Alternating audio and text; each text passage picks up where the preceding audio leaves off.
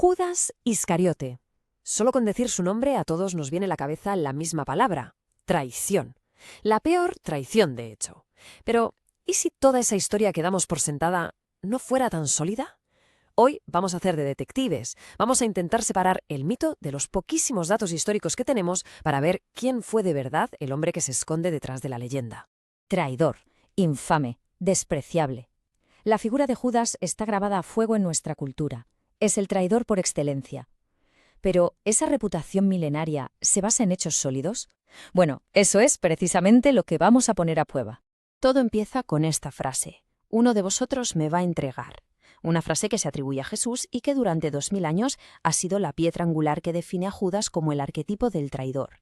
Pero esta es solo la versión más famosa de la historia, lo cual no significa que sea la primera ni la más precisa. Y aquí es donde la cosa se pone interesante, porque cuando vamos a las fuentes más antiguas, a los primeros textos, la historia que nos cuentan es mucho, mucho menos clara de lo que nos han hecho creer.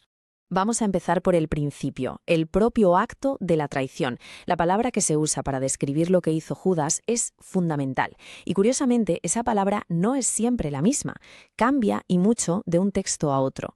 Fijaos bien en esto, porque la clave está en el lenguaje. El evangelio más antiguo que tenemos, el de Marcos, utiliza una palabra griega para didomi. Es un término bastante neutro, que significa simplemente entregar o poner a disposición. No implica necesariamente malicia. Pero, unos 15 años más tarde, en el evangelio de Lucas, esa palabra se cambia por otra, prodotes, y esta sí que no deja lugar a dudas. Significa, sin rodeos, traidor. Estamos viendo, casi en tiempo real, cómo la narrativa se va endureciendo contra Judas. Vale, pasemos al motivo. ¿Por qué lo hizo? La respuesta que todo el mundo conoce es el dinero, la avaricia. Pero, ¿de dónde sale esa historia tan famosa de las 30 monedas de plata? ¿Estaba ahí desde el principio? Pues de nuevo, vemos que la historia evoluciona con el tiempo. En el Evangelio de Marcos, la versión más antigua, son los sacerdotes los que prometieron darle dinero. Es una acción pasiva por parte de Judas. Pero si saltamos a Mateo, que se escribió más tarde, la cosa cambia por completo. Ahí es Judas quien va y pregunta: ¿qué estáis dispuestos a darme? De repente su papel es mucho más activo y su culpabilidad, pues mucho mayor, claro. Y con esto llegamos a ese número, al precio de la traición que todos tenemos en mente. 30. 30 piezas de plata. Pero, ¿por qué 30 exactamente? Pues aquí está el quid de la cuestión. El número no es casual. 30 siclos de plata era, según el libro del Éxodo en la Biblia hebrea, la compensación que se pagaba por la vida de un esclavo. Esto huele más a un añadido literario, a un recurso simbólico, para conectar esta historia con las antiguas escrituras, que a un dato histórico real y contrastado. Y de hecho, esta es la conclusión de la mayoría de historiadores hoy en día. Esa imagen tan potente de Judas vendiendo a Jesús por un puñado de monedas es, con casi total seguridad, una construcción literaria para darle más dramatismo a la historia, no un hecho histórico. Bueno, si descartamos el dinero como motivo, ¿qué nos queda? Pues surge otra teoría, la del discípulo bien intencionado pero equivocado. La idea de que Judas no era malvado, sino que todo fue un plan que le salió terriblemente mal. Según esta idea, Judas intentó forzar la situación, poner a Jesús entre la espada y la pared, para que, por fin, desatara su poder mesiánico y se rebelara. Suena interesante, pero tiene un problema enorme. Se apoya en los detalles más cinematográficos de la historia: el beso, la bolsa con el dinero, las profecías de Jesús, que son precisamente los que los historiadores consideran añadidos teológicos, no hechos reales. No se puede construir una teoría histórica sobre una base que muy probablemente no lo es.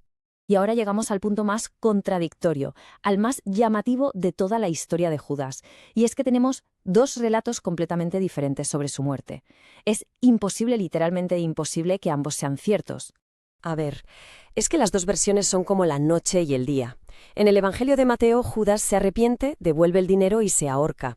En el libro de los Hechos, en cambio, no se menciona ningún arrepentimiento. Se compra un campo con el dinero y muere en un accidente bastante grotesco. O sea, remordimiento o avaricia, suicidio o accidente. Las dos a la vez, desde luego, no pudo ser. Lo más probable es que ambas historias sean invenciones para darle al traidor un final terrible y simbólico, conectándolo con otras muertes infames de la Biblia. La conclusión es que sencillamente no tenemos ni idea de cómo murió el Judas histórico.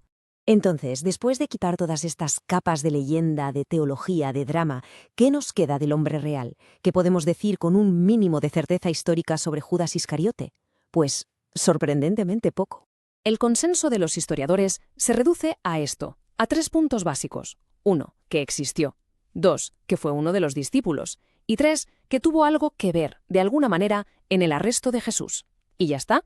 Todo lo demás, el por qué, el cómo, las 30 monedas, el beso, su muerte, todo eso pertenece al terreno de la leyenda, no al de la historia verificable. Así que los dos grandes pilares del mito de Judas, el motivo de su traición y las circunstancias de su muerte, se derrumban cuando los analizamos con ojos de historiador. Son preguntas para las que por ahora no tenemos una respuesta fiable. Y esto nos deja con una reflexión final, que va más allá de Judas. Su historia es un caso de estudio perfecto de cómo se construye una leyenda, capa sobre capa, hasta que la persona real que había debajo casi desaparece. Y nos obliga a hacernos una pregunta muy incómoda. ¿Cuánto de lo que aceptamos como historia es en realidad simplemente la versión del cuento que tuvo la suerte de sobrevivir?